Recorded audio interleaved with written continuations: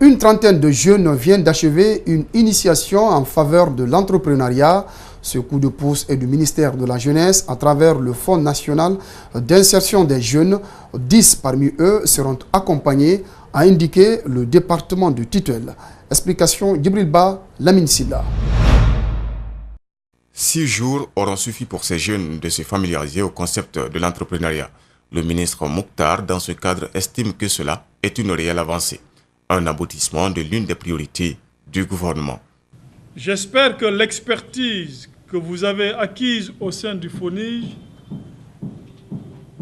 vous sera utile par la suite.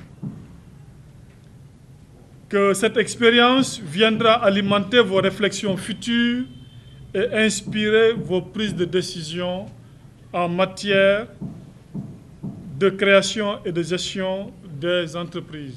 Ces jeunes entrepreneurs, motivés à l'issue de la formation et animés pour la réussite, font de leur espoir d'être parmi les 10 qui seront sélectionnés. Il faut faire un bon retour par rapport à ce qui a été effectué sur le terrain, parce qu'on n'est pas sans savoir que la plupart des jeunes Guinéens aujourd'hui bénéficient des accompagnements et ils ne l'utilisent pas à bon escient. L'idée qu'il faut bien développer en fonction de la population, les besoins fondamentaux de la population pour pouvoir exercer cela. Et franchement, dans la gestion, comment s'outiller pour ne pas rester dans la chute à tout moment, se retrouver avec des surprises. Et je pense que franchement, nous sommes suffisamment encadrés. Le ministre de la Jeunesse promet et envisage une autre étape de soutien de ceux-là qui ne seront pas choisis. Un pas franchi. C'est avec cette expression qu'il exhorte cette jeunesse. Nous continuerons à trouver d'autres opportunités à travers les partenaires techniques et financiers, les partenaires bancaires, pour justement trouver des financements pour d'autres. En attendant, ces jeunes entrepreneurs croisent les bras et restent très confiants du contenu de leur projet. Le 3 octobre marque la fête de l'indépendance de la République fédérale de l'Allemagne. En Guinée, cette fête a été célébrée en différé ce vendredi 9 novembre. Une date qui marque aussi la chute du mur de Berlin dont se souviennent les Allemands. Cette célébration a réuni plusieurs ambassadeurs et des membres du gouvernement guinéen. Ouminatou Sidibé, Ibrahima Sori 5 Souma. C'est par un cocktail que la communauté allemande en Guinée a célébré cette fête du 9 novembre.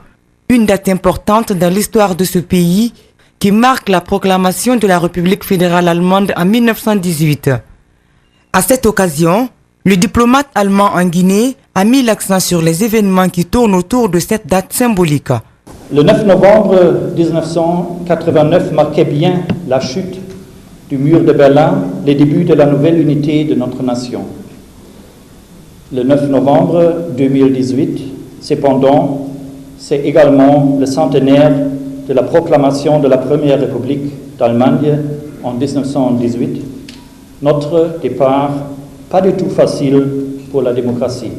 En 1958, l'Allemagne a reconnu la Guinée comme un État souverain. Depuis lors, existe une forte relation entre les deux pays. L'ambassadeur se félicite des progrès amorcés entre Conakry et Berlin. Nous sommes venus d'autant plus avec une coopération sincère qui a beaucoup contribué pour le développement de l'infrastructure du jeune pays.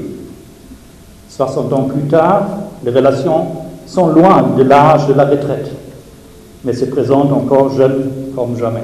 Le ministre guinéen des Affaires étrangères est revenu sur le rôle des institutions dans un pays et a saisi cette opportunité pour exhorter la communauté diplomatique de s'impliquer dans la crise que traverse le pays. Ce sont les institutions républicaines qui règlent tous les conflits. Les conflits sont normaux dans toute société. Ce que je vous demanderai en tant que diplomate, c'est lorsque vous rencontrez, que ce soit la mouvance ou que ce soit l'opposition, c'est de toujours lancer l'appel au calme et de recourir aux institutions.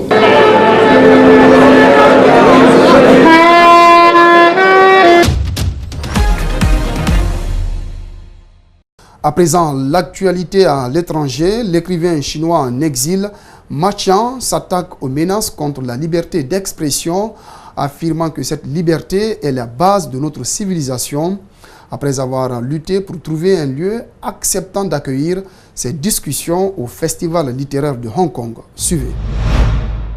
It proves the failure of censorship, and it also proves that if the media can work together, Tycoon will understand that. 我顺利地过了海关，这也就证明香港政府并没有参与这个事情。有一个平台。We do not feel the need to make further comments and be very. 自我审查其实不是一个了不起的事，我们要有勇气跨过去。说话的自由其实是我们文明的一个基础，我们要守住言论自由，守住文明的审美。谢谢大家，谢谢大家。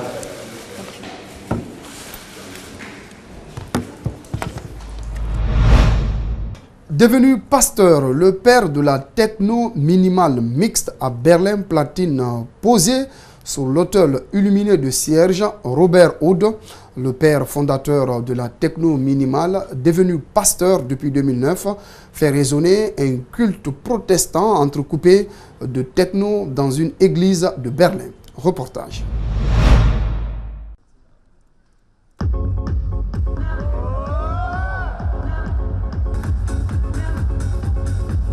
Do I have any believers in the house? Come on, you can do better than that. You can do better than that.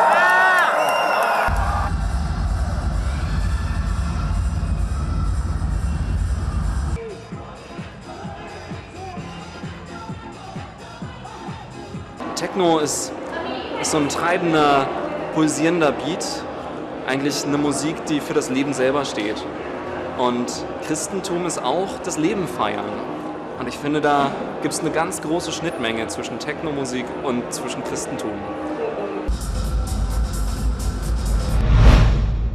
Voilà, c'était l'essentiel des infos sur Espace TV. Merci de votre aimable attention. Ce journal est à retrouver sur notre site espacetvguinée.info. À toutes et à tous, excellente soirée en compagnie de nos programmes.